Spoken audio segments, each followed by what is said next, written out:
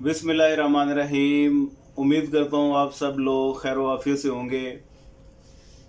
International trade, बैनुल अक़वामी तिजारत, M economics part 2 का compulsory subject है।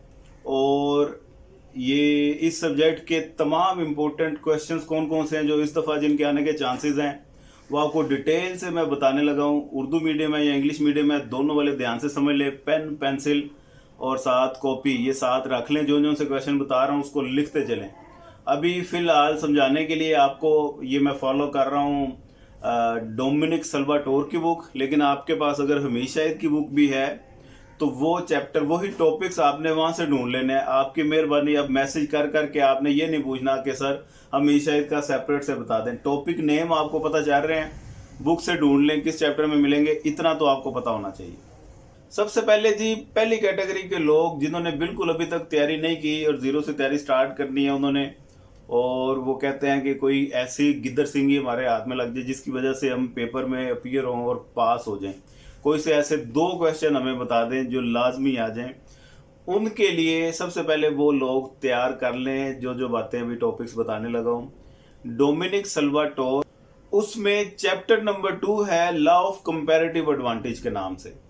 उस चैप्टर में आपको मिलेगा absolute advantage theory, comparative advantage theory.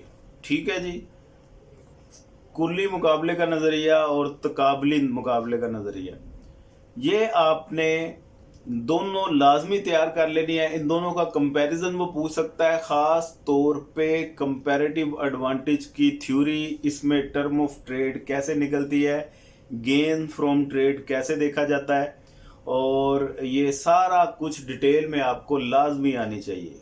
ये काम करें। इसके साथ ही अपॉर्चुनिटी कॉस्ट का कॉन्सेप्ट आपको पता होना चाहिए। 3 तरह के अपॉर्चुनिटी कॉस्ट होते हैं, इंक्रीजिंग, डिक्रीजिंग और कांस्टेंट। इन तीनों में इंक्रीजिंग अपॉर्चुनिटी कॉस्ट थ्योरी ये लाजमी आपको पता होनी चाहिए। हैबलर ने ये थ्योरी प्रेजेंट की थी इंक्रीजिंग अपॉर्चुनिटी कॉस्ट, क्योंकि प्रैक्टिकल पॉइंट ऑफ व्यू से बात की जाए तो इंक्रीजिंग अपॉर्चुनिटी कॉस्ट वो ज़्यादा प्रैक्टिकल भी है, अप्लाई होता है और इम्पोर्टेंट भी यही है। इंक्रीजिंग और डिक्रीजिंग और कांस्टेंट वो सिर्फ कॉन्सेप्ट समझने के लिए हैं और उनका प्रैक्टिकल इतनी सेंस नहीं बनती, एक एक्सट्रीम केसेस हैं। ठीक है, इंक्रीजिंग अपॉर्चुनिटी कॉस्ट आपको चैप्टर नंबर 3 में मिलेगा डोमिनिक सल्वाटोर में। इसके बाद नेक्स्ट चैप्टर है जी ऑफर कर्व के नाम से चैप्टर है। इसमें आपने 2 चीज़ें बहुत ही ध्यान से कर लेनी है। एक पार्शियल इक्विलिब्रियम एनालिसिस जिसमें नेशन 1 और नेशन 2 किसी एक कमोडिटी का इक्विलिब्रियम दिखाती है। लाइक कमोडिटी एक्स है, नेशन 1 में उसकी प्राइस कम है और उसी एक्स की नेशन 2 में प्राइस ज़्यादा है, तो वो दोनों जब एक दूसरे के साथ ट्रेड करेंगी तो इंटरनेशनल मार्केट में प्राइस क्या सेटल होगी। 3 पैनल की डायग्राम ऐसे कैसे दिखाना है, ये थ्योरी बुक में बहुत अच्छी लिखी हुई है। और नोट्स जिनके पास अवेलेबल हैं, हमसे जिन्होंने लिए हैं, वो नोट्स से तैयारी करें, उसमें भी बहुत अच्छा इजी वर्डिंग में लिखा हुआ है। जिनके पास अभी तक नोट्स नहीं है वो नोट्स से तैयारी कर लें। ये सारी चीज़ें उनको वहाँ से भी मिल जाएंगी। एक समराइज ओवरव्यू आपको तमाम टॉपिक्स का मिल जाएगा, तो वो बहुत फ़ायदा आपको दे सकते हैं। पार्शियल इक्विलिब्रियम के बाद ऑफर कर्व क्या होती है, इसका कॉन्सेप्ट आपको पता होना चाहिए। और derivation of offer curve, nation 1 की अलहदा आपको डेरिवेशन आनी चाहिए, नेशन 2 की ऑफर कर्व अलहदा बनानी आनी चाहिए, और दोनों की कंबाइन जनरल इक्विलिब्रियम आपको बताना आना चाहिए, जो कि हम ऑफर कर्व की मदद से दिखाते हैं। ठीक है जी, चैप्टर 4 में ये आपने ऑफर कर्व वाला कंप्लीट टॉपिक और पार्शियल इक्विलिब्रियम वाला ये 2 टॉपिक तैयार कर लेने हैं। ठीक हो गया। चैप्टर नंबर 5 बहुत इंपॉर्टेंट है। उस चैप्टर में आपने हेशर ओलन थ्योरी कंप्लीट, इसकी अजम्पशंस, इसकी डेरिवेशन, इसकी सुपीरियोरिटी वो कंपैरेटिव एडवांटेज के मुकाबले में क्या है, ये आपको बताना आना चाहिए। तो ये हेशर ओलन कंप्लीट तैयार करें, अक्सर वो पूछ लेता होता। इसके साथ इसी चैप्टर में आपको जो टॉपिक मिलेंगे, छोटे छोटे टॉपिक हैं, इन पे नोट आ सकता है, 25 नंबर में नहीं आ सकते। 25 नंबर वाले हेशर ओलन में पूछ सकता है, कंपैरेटिव एडवांटेज वाला पूछ सकता है। इसके साथ जो छोटे छोटे नोट्स में वो बातें पूछ सकता है। उसमें आप लोग ये ज़हन में रखें, स्पेसिफिक फैक्टर मॉडल इसी चैप्टर 5 में ही आपको मिलेगा। स्पेसिफिक फैक्टर मॉडल के बाद लियोन्टिफ पैराडॉक्स के नाम से एक टॉपिक है, और फैक्टर प्राइस इक्वलाइजेशन थ्योरी या फैक्टर प्राइस इक्वलाइजेशन थ्योरम। ये आपने इस चैप्टर में से चीज़ें कर लेनी है, और सिर्फ इतना ही अगर करके आप लोग चले जाते हैं तो 2 क्वेश्चन आपके कंफर्म निकल जाएंगे।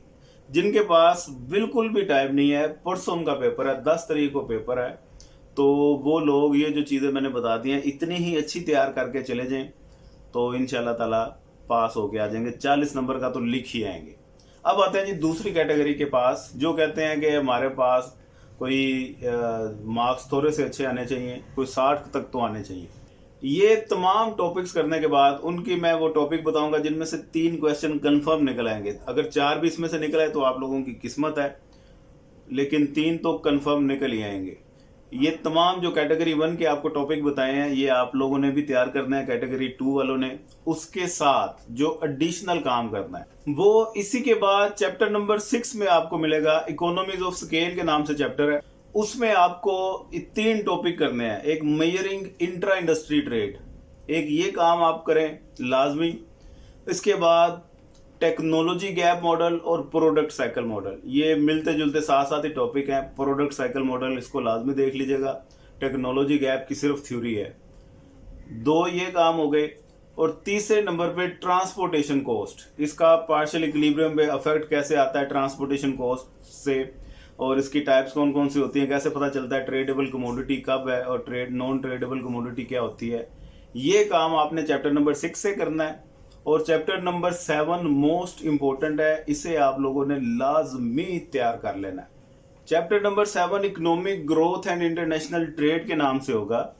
इस चैप्टर में आपने कॉन्सेप्ट ऑफ ग्रोथ, जिसमें 3 तरह की ग्रोथ होते हैं, एक बैलेंस ग्रोथ, एक लेबर ग्रोथ, एक कैपिटल ग्रोथ। इन तीनों की मदद से पीपीसी की शेप कैसे चेंज होती है वो कैसे आप दिखाएंगे, ये आपको बात पता होनी चाहिए। इसी के साथ छोटा सा नोट पे आ जाता होता है अक्सर रेप्सिंस्की थ्योरम, ये आपको लाजमी आना चाहिए। इसके बाद आपने जो दूसरे नंबर पे काम करना है वो neutral progress, labour saving progress और कैपिटल सेविंग प्रोग्रेस। इसे टेक्निकल प्रोग्रेस के नाम से ये टॉपिक है। टेक्निकल प्रोग्रेस में 3 तरह की प्रोग्रेस है, एक न्यूट्रल, एक लेबर सेविंग, एक कैपिटल सेविंग। डायग्राम की मदद से कैसे इसे दिखाएंगे ये आपको लाजमी पता होना चाहिए। और इसके साथ effect of growth in small nation लाजमी देख लेना है आपने, complete topic. Then effect of growth in large nation, ये लाजमी देखें। और इसके बाद आपने इमिसराइजिंग ग्रोथ क्या होती है ये काम कर लेना है।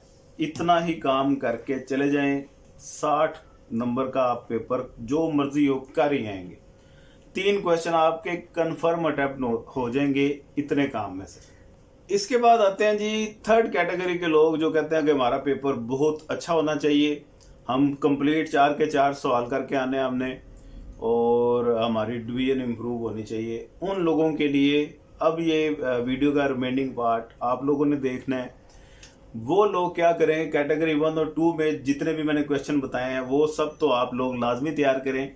इसके साथ साथ आपने जो एडिशनल काम करना है वो नेक्स्ट चैप्टर नंबर 8 है जी, थ्योरी ऑफ टैरिफ वाला, जिसमें ट्रेड रिस्ट्रिक्शन के नाम से ये चैप्टर होगा। ट्रेड रिस्ट्रिक्शंस कौन कौन सी होती हैं। अब इस चैप्टर में क्या क्या काम करेंगे वो, इसमें सबसे पहले टैरिफ का कॉन्सेप्ट होना चाहिए, partial equilibrium effect of our nation with including tariff, partial equilibrium analysis of our tariff, ये क्वेश्चन उन्होंने तैयार करना है। इसके बाद जो दूसरे नंबर पे आपने तैयार करना है general equilibrium analysis of tariff in small nation, then general equilibrium analysis of tariff in large nation.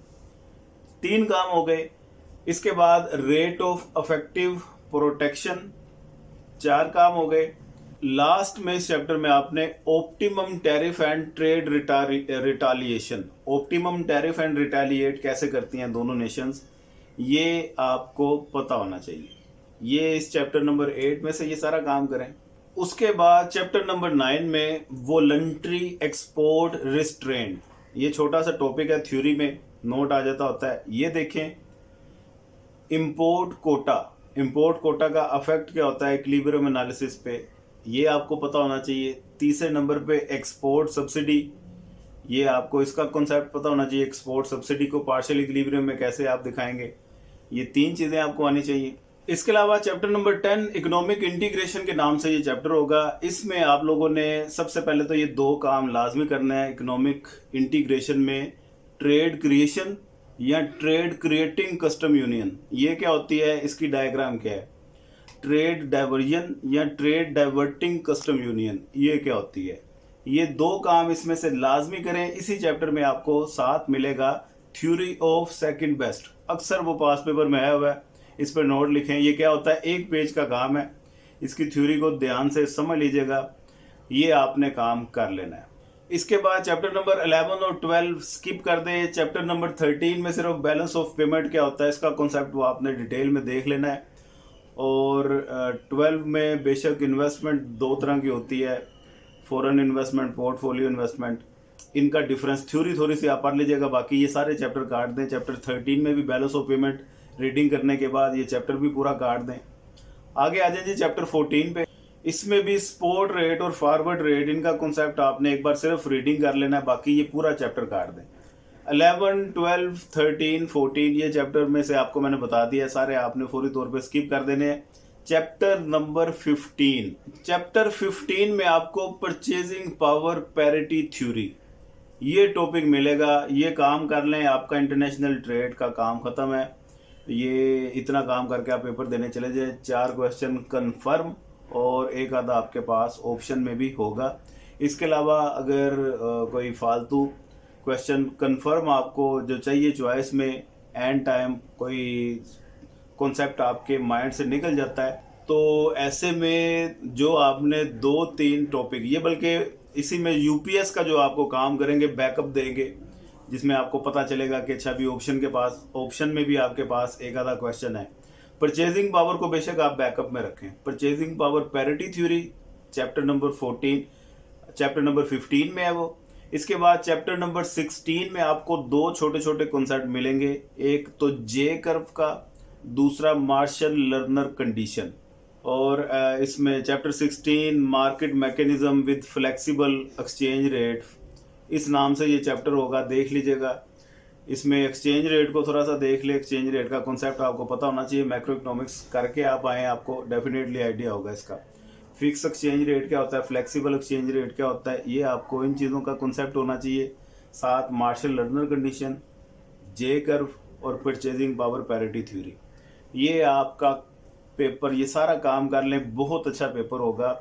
इस बुक के आपके पास 21 चैप्टर हैं, 21 चैप्टर्स, आगे वाले सारे चैप्टर काट दें, सिर्फ ये जो मोस्ट रेलिवेंट मैंने आपको काम बता दिया है, ये इसमें से आपका पेपर कंप्लीट 100% निकल जाएगा अल्लाह के हुक्म से।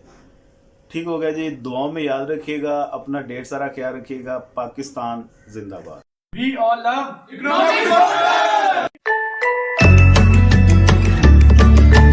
अगर आप लोग भी मेरी तरह रोज रोज इकोनॉमिक्स के क्विज़ेस और असाइनमेंट से परेशान हैं तो इकोनॉमिक्स पोर्टल को जरूर ज्वाइन करें।